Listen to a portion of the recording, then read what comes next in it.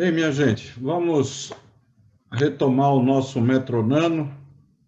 Queria aproveitar para chamar aqui à tela o Eduardo Garcia, nosso colega e amigo da Remesp.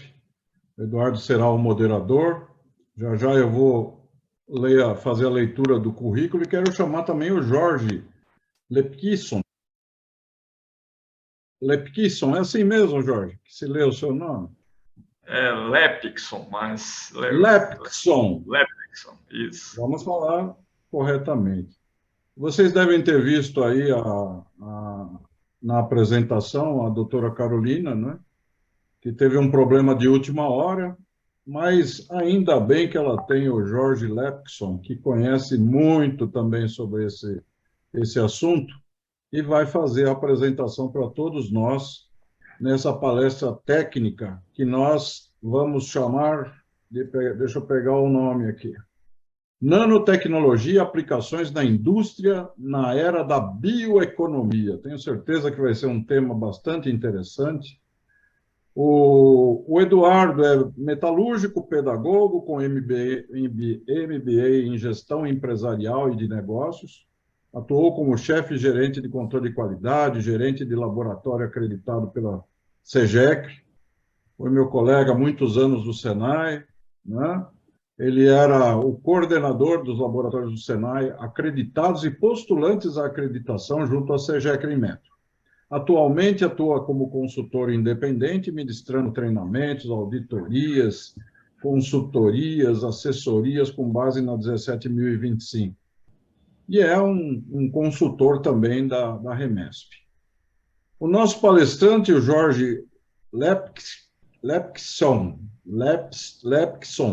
eu acho que é assim, coordenador do Instituto Senai de Inovação de Biotecnologia, graduação em Biologia pela Universidade Estadual de Campinas, a Unicamp, 2004, mestrado em 2008 e doutorado em 2013, em Biologia Funcional e Molecular pela Universidade de Campinas, Estadual de Campinas, a Unicamp, com ênfase em Bioquímica.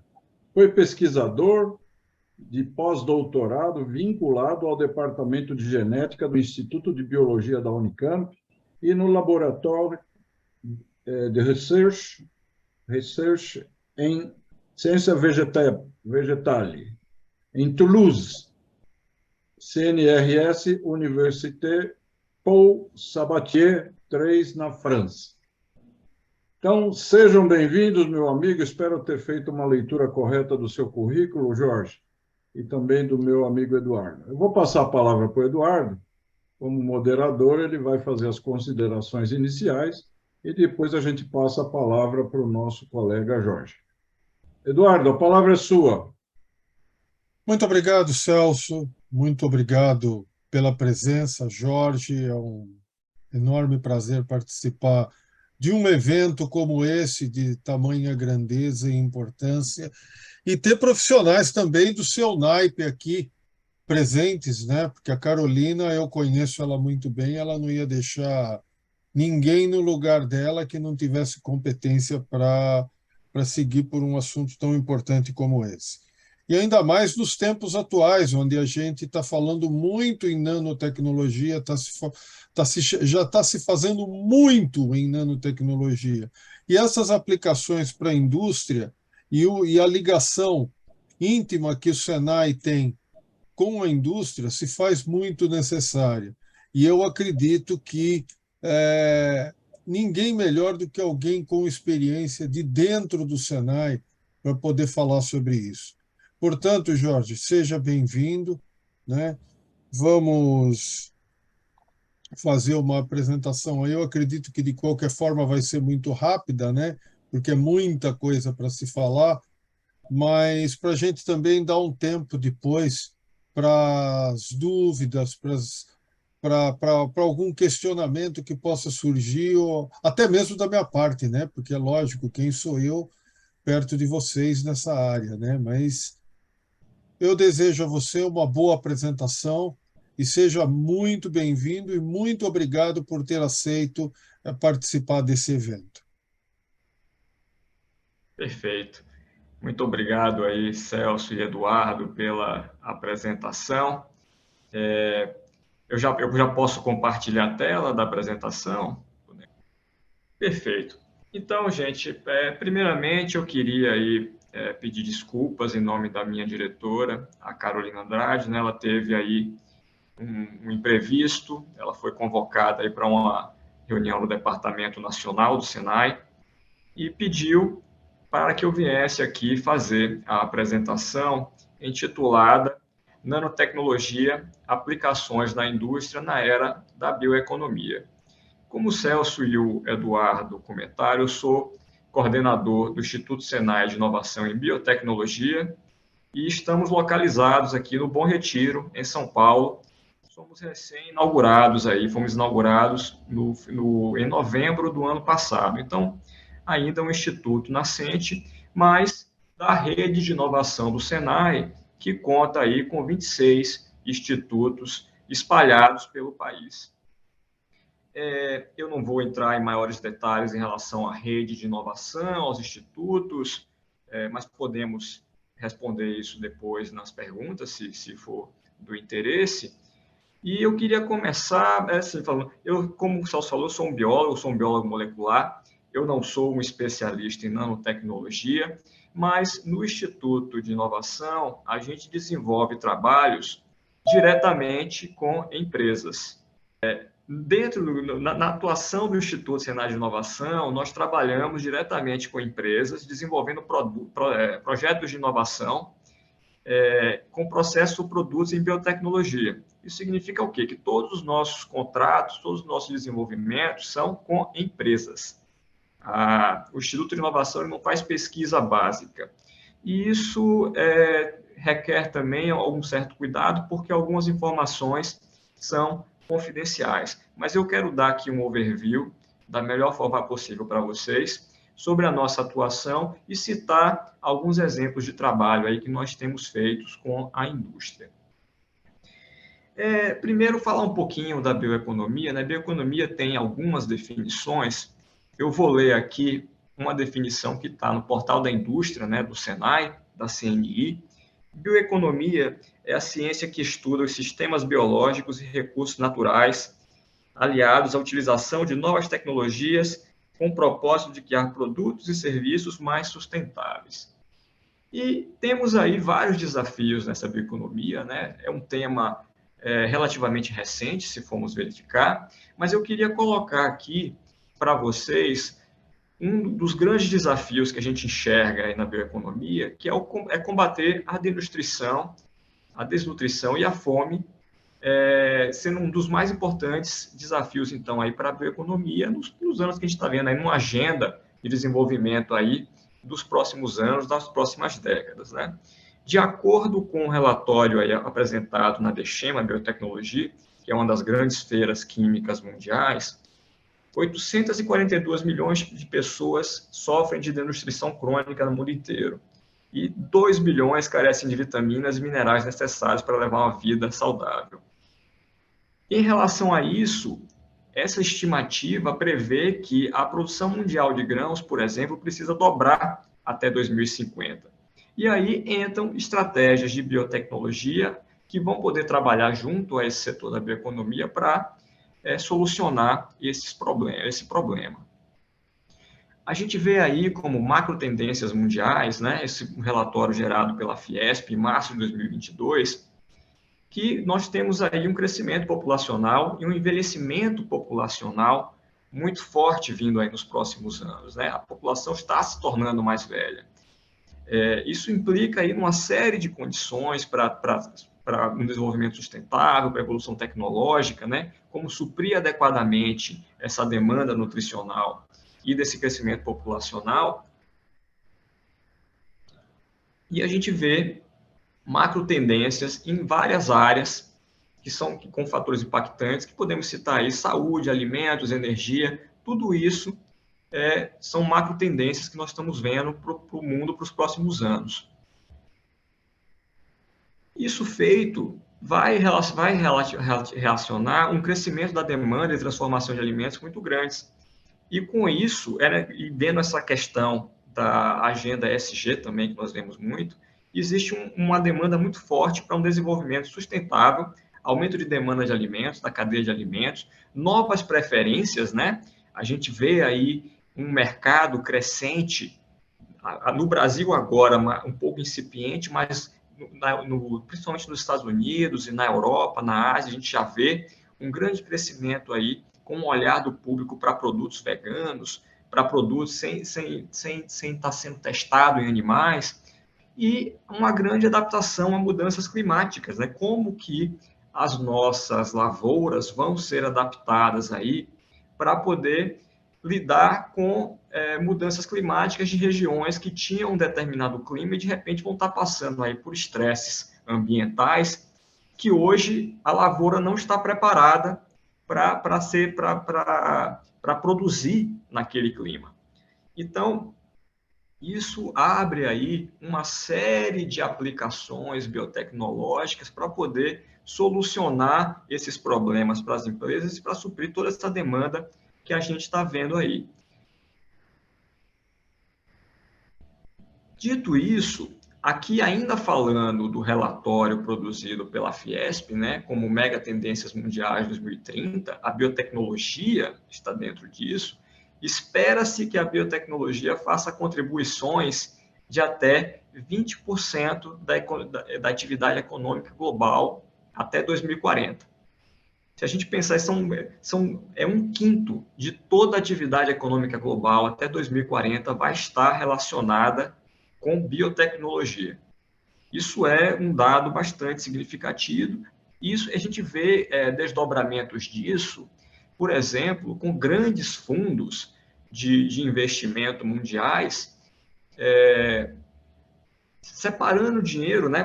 Separando dinheiro para aportar em soluções biotecnológicas, empresas de biotecnologia. A gente diz que existe hoje um represamento mundial muito grande de recursos que o desafio aí é verificar como isso pode ser acessado pelas empresas.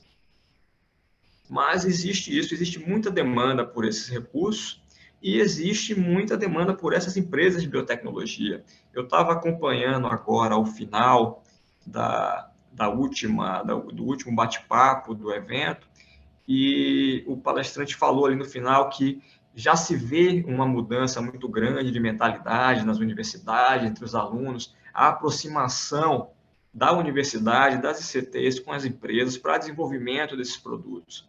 Isso é muito verdade.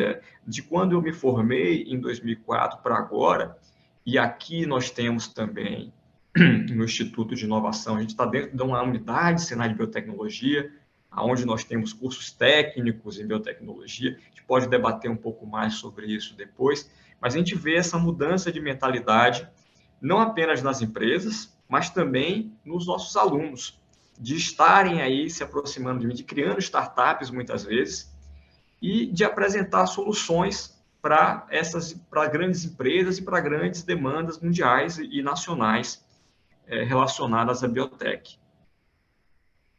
Então, olhando para a bioeconomia e a biotecnologia como chave para ela, nós vemos aí atuações grandes na necessidade de alimentos mundiais, na produção agrícola, né, na biotecnologia industrial e, por exemplo, também na energia a partir de biomassa.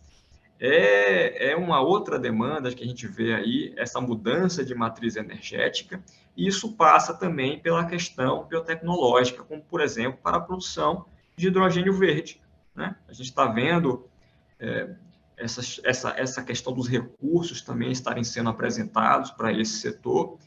O próprio Senai tem chamadas nesse sentido, né? Uma grande chamada foi feita aí no final do ano passado, com o início desse ano, que está movimentando, segundo os dados do Departamento Nacional, de uma reunião que participamos no último mês, já 225 milhões que vão ser aplicados aí num horizonte de 3 a 4 anos, apenas aqui no Brasil, com empresas brasileiras, com institutos do Brasil, para o desenvolvimento dessa nova matriz energética, né? O Brasil tem um potencial muito grande para se tornar um grande produtor mundial de energia a partir de hidrogênio verde. E aí, entrando um pouquinho na questão das aplicações nanobiotecnológicas que a gente já trabalhou aqui, eu vou citar alguns cases que a gente já desenvolveu no nosso instituto em parceria com empresas do setor, né? O primeiro case que eu gostaria de falar é na questão de alimentação no mundo. A gente vê aí oportunidades para produção de aminoácidos via biotecnológica, utilizando para serem utilizados com aditivos alimentares. A gente vê que gêneros alimentícios, principalmente carnes, podem ser produzidos com menor uso de grão. Como isso poderia ser feito? Através, por exemplo, de bactérias, leveduras, que podem estar produzindo aminoácidos através de engenharia genética.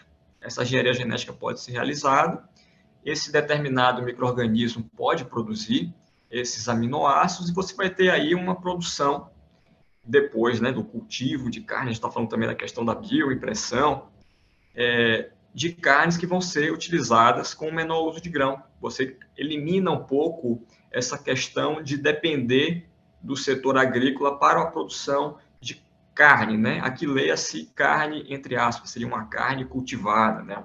Via meio de cultura. Isso é uma coisa que a gente já tem trabalhado com empresas aqui no nosso instituto, para grandes multinacionais brasileiras, inclusive. Uma outra oportunidade, outra demanda que a gente vê é para ativos fertilizantes.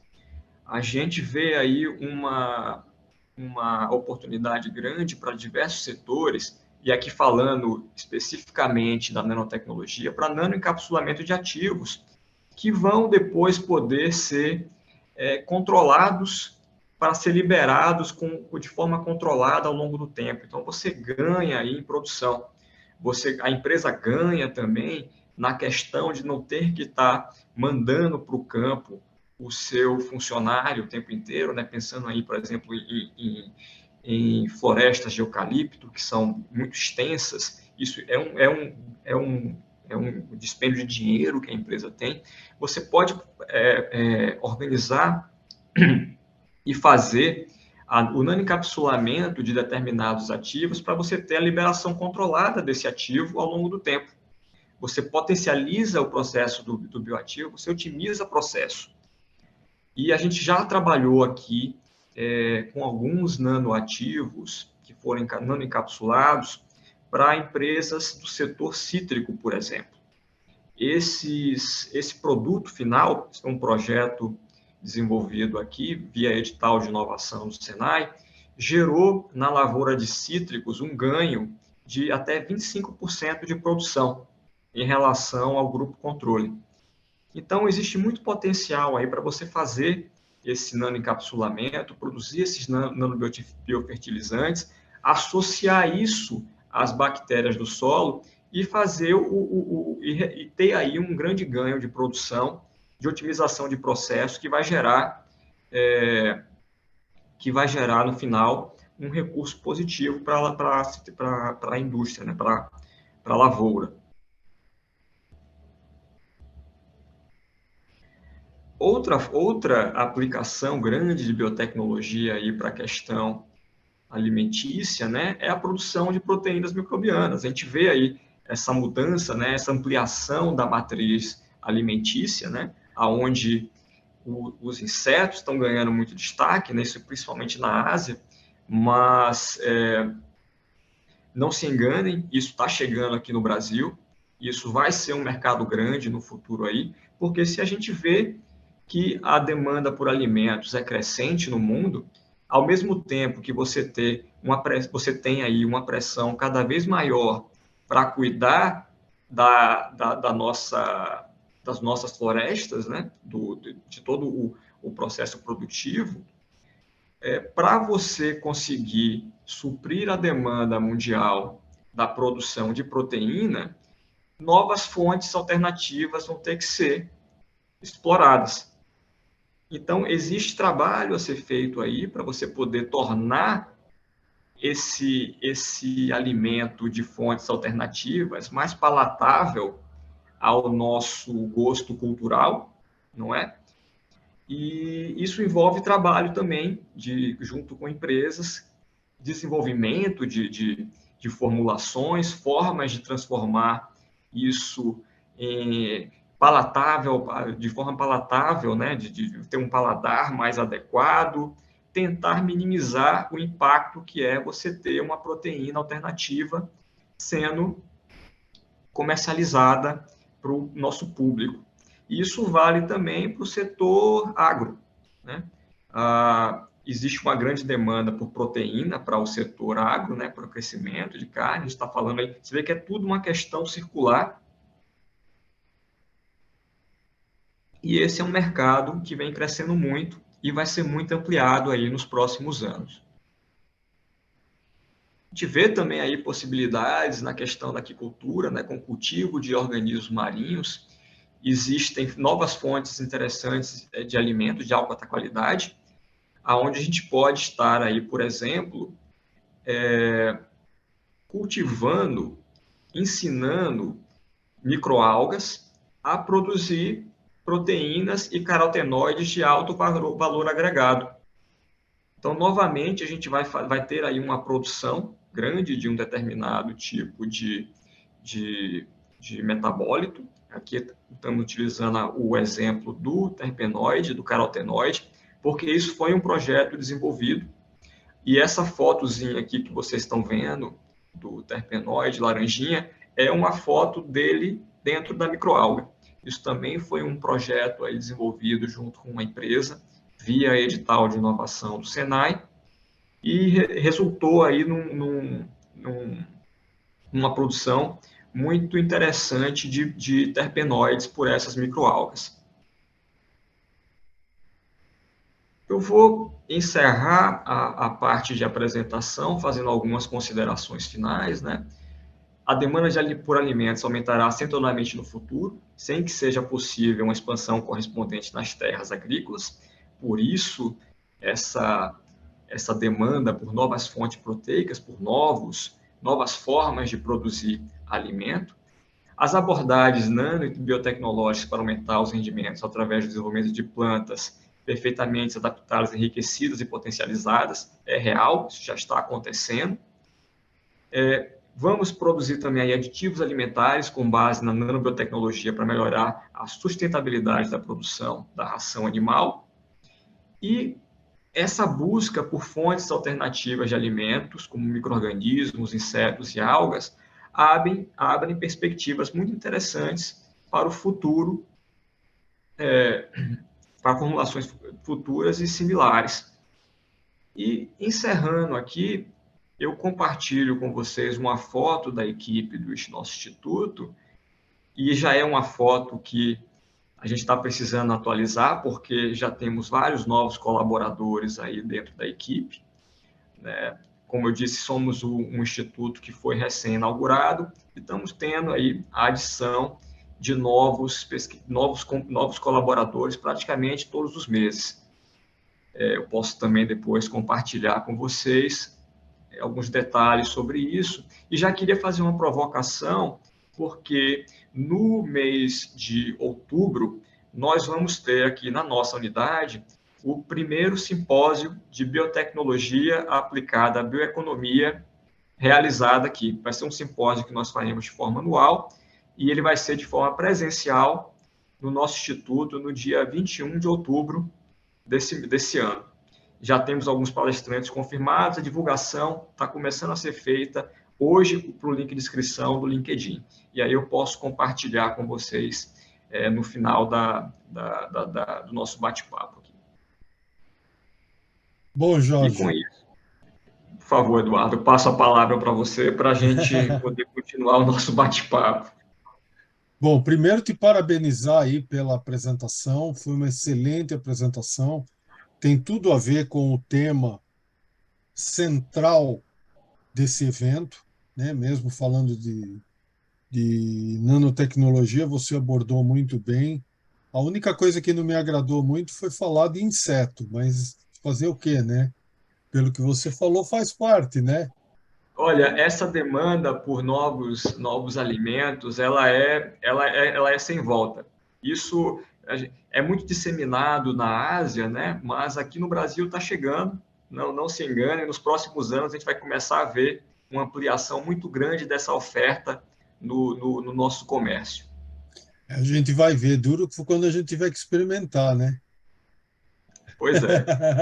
Mas Aí a faz gente parte. entra, aí a gente entra aí na questão da apresentação, de tentar colocar isso de uma forma um pouco mais palatável para o público. Olha, o Ricardo Papaléu, ele fez aqui duas perguntas em uma, né? Considerando a produção de alimentos em grande escala, poderia o agronegócio operar sem o paradigma atual dos agrotóxicos? Nano tem potencial de auxiliar na minimização do uso de venenos? Sem dúvida alguma. Assim, quando a gente fala agrotóxico, a gente tem que diferenciar isso de defensivo agrícola, né? A gente está colocando aí numa conta maior. Mas, por exemplo, esses trabalhos que a gente fez aqui com novos biofertilizantes, eu posso citar aí a questão dos aminoácidos nanoencapsulados, você minimiza justamente isso. Você trabalha para que essa liberação controlada diminua a necessidade de aditivos químicos. Porque é um Perfeito. aminoácido que é produzido naturalmente, ele é simplesmente nanoencapsulado, e se você tem isso de uma forma que é liberada, controlada ao longo do tempo, você diminui muito o custo para a empresa. Então, você minimiza, você começa a tornar isso mais atrativo comercialmente e permite que a empresa diminua na outra ponta a questão dos químicos. Essa é uma aplicação que a gente vê sim. A outra é poder fazer, por exemplo, a questão de você aumentar a resistência do próprio vegetal. Aí eu não quero entrar aqui num debate sobre transgênicos, mas você pode fazer isso por engenharia genética, né? Para o próprio vegetal ser mais resistente e não necessitar de tanta aplicação de agrotóxico, mas você tem também formas de, com os fertilizantes, e isso é importante, isso é pesquisa bastante recente, de fazer um trabalho de controle epigenético do vegetal através de aditivos que podem ser naturais. Tem bastante desenvolvimento a ser feito nessa área aí, mas eu já trabalhei com isso, inclusive na minha tese de doutorado, aonde a gente vê claramente uma questão de uma resposta prolongada do cultivar por epigenética, a partir de uma resposta que ele tem do contato com determinado fertilizante. Sintetizando, a gente conseguiria aumentar a produção vegetal, diminuindo a produção de agrotóxicos. Sim, existem algumas estratégias para isso. Esse desenvolvimento certamente vai levar à diminuição da aplicação de produtos químicos. Ah, perfeito. Eu tenho também duas perguntas aqui em uma, né? Como é que uma empresa deve buscar o serviço dessa sua unidade aí do Senai para parceria no desenvolvimento de algum produto e quais são os custos envolvidos para isso? Perfeito. Primeiro, o contato ele é realizado, pode ser justamente comigo. Eu sou o coordenador da unidade, eu faço justamente essa interface aí com as empresas, né? A gente tem um outro coordenador aqui na nossa unidade, que é o coordenador de relacionamento com a indústria, que trabalha aí ativamente fazendo prospecções, contatos com as empresas, e essa demanda da empresa ela pode ser feita simplesmente entrando em contato conosco. Eu não sei se o e-mail da Carolina, tenho certeza que estava aí na apresentação, mas eu não sei se eu posso colocar aqui no bate-papo o meu e-mail também. jorge.neto@sp.senai.br. Exatamente, exatamente. E na questão dos custos envolvidos, é uma proposta de desenvolvimento comercial, né? Isso é uma linha de trabalho do Instituto de Inovação. A gente trabalha em demanda das empresas. Então, a partir do momento que a empresa chega para mim e fala, Jorge, eu quero o desenvolvimento de um determinado, um novo biofertilizante, a gente vai falar, ok, a proposta aqui é essa, a gente vai fazer o delineamento da proposta, o delineamento experimental da proposta, com objetivo, com entregáveis, com macroentregas, tudo muito claro, e vai ser precificado, uma vez que o cliente fala, perfeito, é esse desenvolvimento que eu estou visualizando. Isso vai ser precificado da forma de horas técnicas dos pesquisadores do Instituto, de tudo que vai precisar ser adquirido para o desenvolvimento, né, de qualquer serviço de terceiro que eu precise contratar, caso eu não tenha uma expertise, porque isso a gente vê muito, né?